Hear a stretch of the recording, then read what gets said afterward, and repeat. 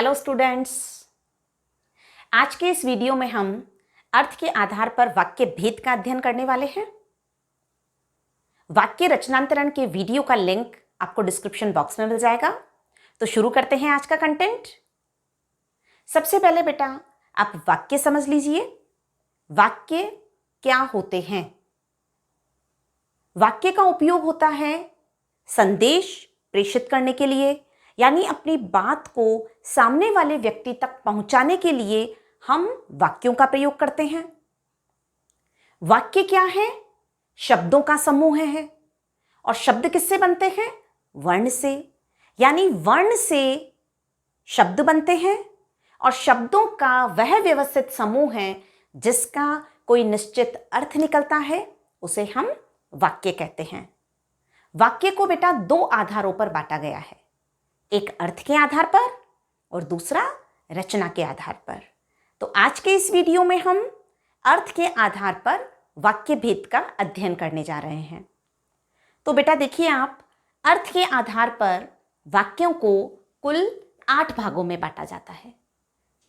सबसे पहले आता है विधानवाचक वाक्य, फिर निषेधवाचक वाक्य, प्रश्नवाचक वाक्य, विस्मयादिवाचक वाक्य, आज्ञावाचक वाक्य, फिर इच्छावाचक वाक्य, संदेहवाचक वाक्य और संकेतवाचक वाक्य। तो सबसे पहले बेटा हम विधानवाचक वाक्य को समझ रहे हैं। विधानवाचक वाक्य, अब देखिए बेटा, जब किसी भी वाक्य में जो बात जैसी है उसकी सूचना जहां दी जा रही है उसे हम विधानवाचक वाक्य कहते हैं। फॉर एग्जाम्पल देखिए बेटा कि जैसे हम कहते हैं सूर्य पूर्व में निकलता है। अब यहां पर सूर्य का पूर्व में निकलना एक फैक्ट है, एक तथ्य है, हमें इसकी सूचना दी जा रही है। ऐसे एक और एग्जाम्पल देखते हैं हम। बच्चे मैदान में खेल रहे हैं। यहां पर भी देखिए बेटा, बच्चों के द्वारा मैदान में खेला जा रहा है और इस बात की एक सामान्य सी सूचना मिल रही है। तो इस प्रकार से जिस भी वाक्य के द्वारा हमें किसी भी कार्य के करने या होने की एक सामान्य सी सूचना मिलती है उसे हम विधानवाचक वाक्य कहते हैं। नेक्स्ट देखते हैं बेटा निषेधवाचक वाक्य। निषेध देखिए बेटा, इसके नाम से ही हमें समझ आ रहा है, निषेध यानी मना करना, यानी कि प्रोहिबिशन। जब किसी भी वाक्य में किसी कार्य के न होने या न करने की सूचना मिल रही है या उसका बोध होता है, वहां पर निषेधवाचक वाक्य होगा। एग्जाम्पल से देखते हैं बेटा इसको। जैसे मोहन आज विद्यालय नहीं गया। यहां पर क्या है? मोहन के विद्यालय नहीं जाने की सूचना मिल गई। ऐसे ही देखिए बेटा, राहुल बस न पकड़ सका। यहां पर भी हमें किसी कार्य के न होने की सूचना मिल रही है। एक और एग्जाम्पल देख लेते हैं। आज अध्यापक जी नहीं पढ़ाएंगे।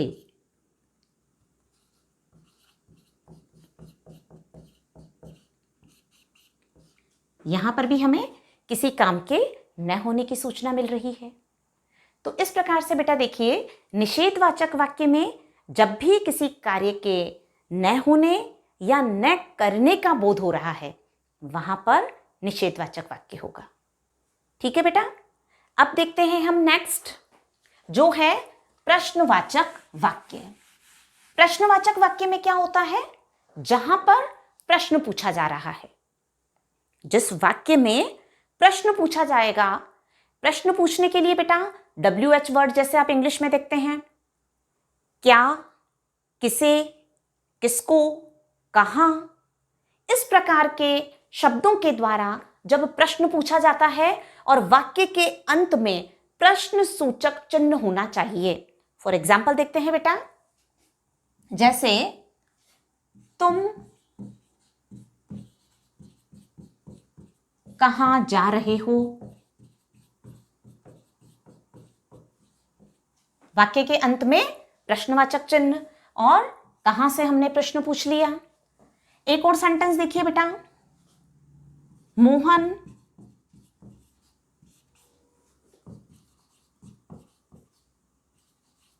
किसको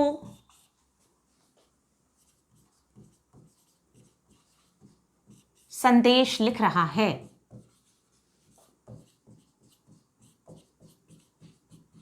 यहां हमने किसको से प्रश्न पूछ लिया। इस प्रकार से बेटा कहां, किसको, क्यों, बच्चा क्यों रो रहा है, और वाक्य के अंत में प्रश्न सूचक चिन्ह।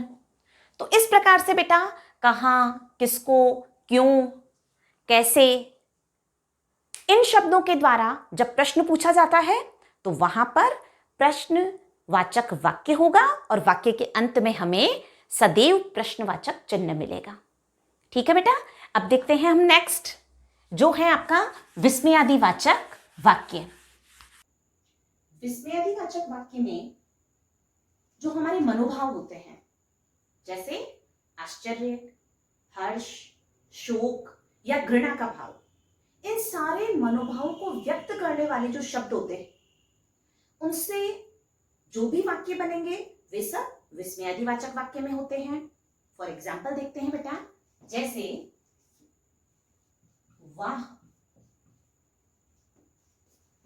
तुमने तो कमाल कर दिया।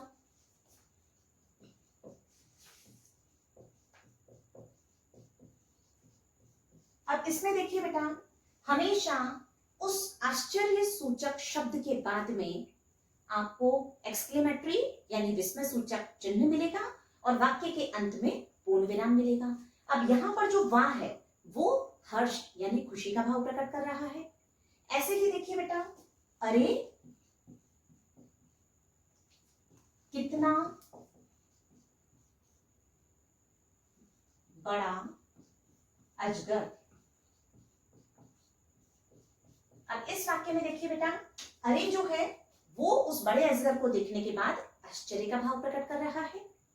ऐसे ही बेटा, जब हम किसी ऐसी वस्तु को देखते हैं जिसको देखने के बाद हमारे मन में घृणा के भाव आ रहे हैं, तो उसमें छी, ये क्या है, घृणा सूचक शब्द है। कितनी गंदगी है।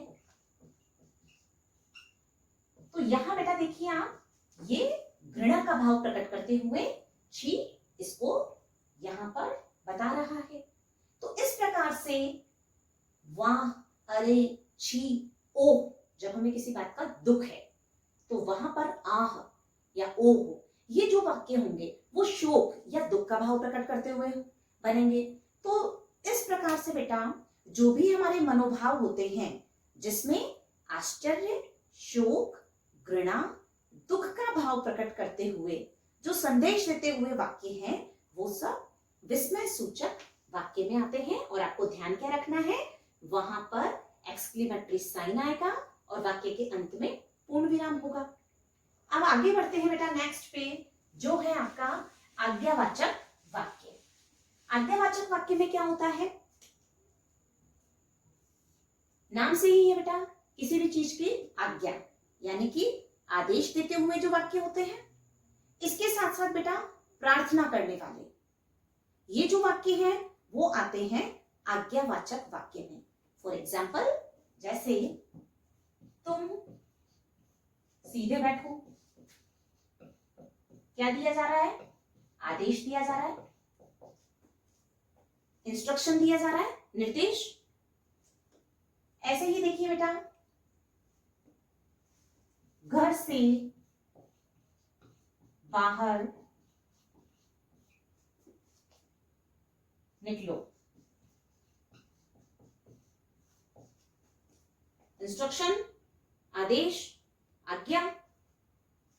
अब देखिए प्रार्थना करता हुआ जो सेंटेंस होता है, जैसे कृपया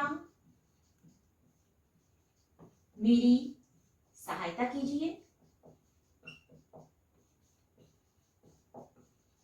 यहां पर प्रार्थना का भाव हो गया। तो इस प्रकार से जो भी सेंटेंस होंगे जिसमें आपको आज्ञा, आदेश, प्रार्थना, ये संदेश देते हुए जो भी वाक्य होंगे, वहां पर आज्ञा सूचक या आज्ञावाचक वाक्य होता है। अब देखते हैं बेटा नेक्स्ट जो है आपका इच्छावाचक वाक्य। इच्छावाचक वाक्य में क्या होगा?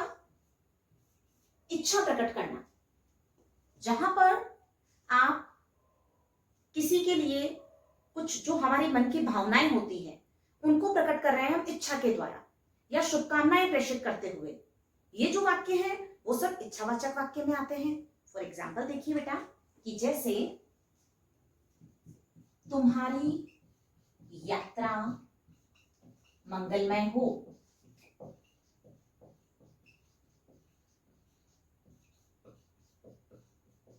हमने क्या किया? यात्रा के मंगलमय होने के लिए इच्छा प्रकट कर दी। ऐसे ही बेटा देखिए नेक्स्ट एग्जाम्पल, तुम्हें ईश्वर सफलता दे।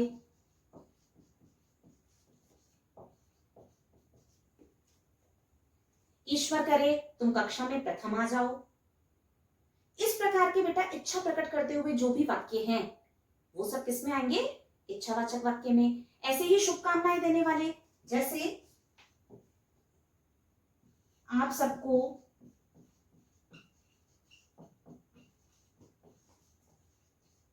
दीपावली की हार्दिक शुभकामनाएं।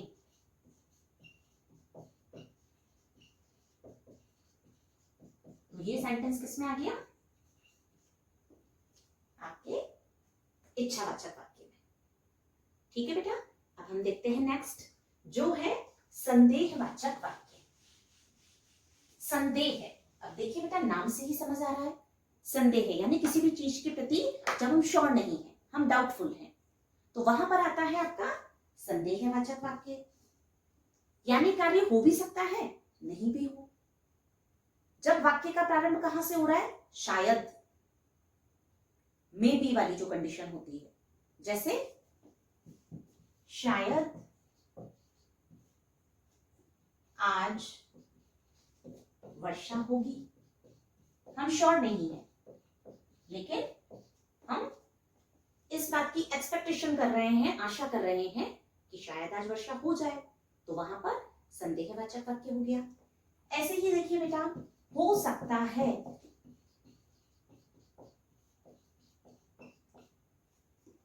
आज राम घर आए। संभावना है। ऐसे ही संभवतः है, यहां पर भी हम संभावना प्रकट करते हुए एक सेंटेंस लिख रहे हैं, शायद, हो सकता है, संभवतः है।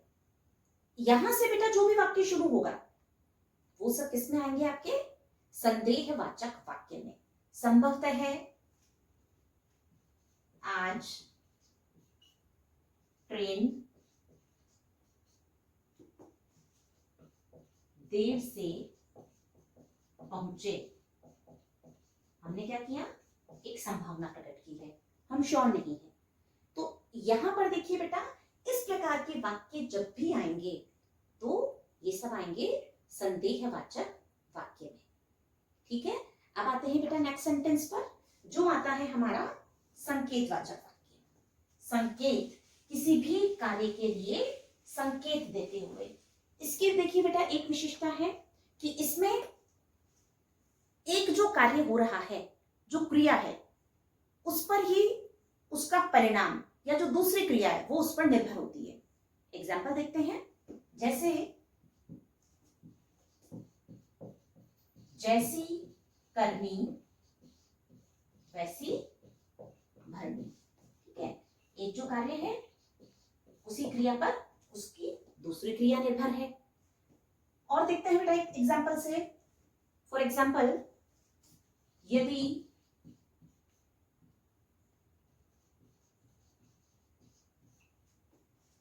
अच्छी वर्षा होगी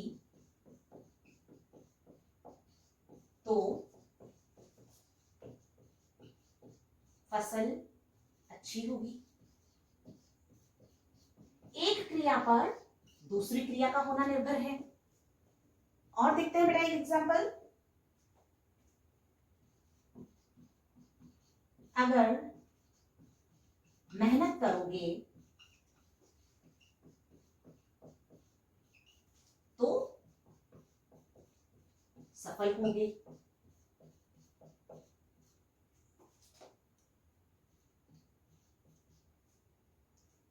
अगर मेहनत करोगे तो सफल हो जाओगे। इस प्रकार से देखिए बेटा, एक क्रिया पर दूसरी क्रिया का होना निर्भर है। ठीक है, तो जब भी संकेतवाचक वाक्य की पहचान आप कैसे करेंगे? एक क्रिया है और साथ में ही उसका परिणाम आ रहा है। तो इस प्रकार से बेटा देखिए, अर्थ के आधार पर वाक्य के 8 भेद की हमने चर्चा की है। तो आज के इस वीडियो में सिर्फ इतना ही। और बेटा यदि आपने अब तक हमारे चैनल को सब्सक्राइब नहीं किया है तो आप नए कंटेंट को जानने के लिए सब्सक्राइब कीजिए। जल्द मिलते हैं हमारे नेक्स्ट वीडियो में, तब तक के लिए गुड बाय।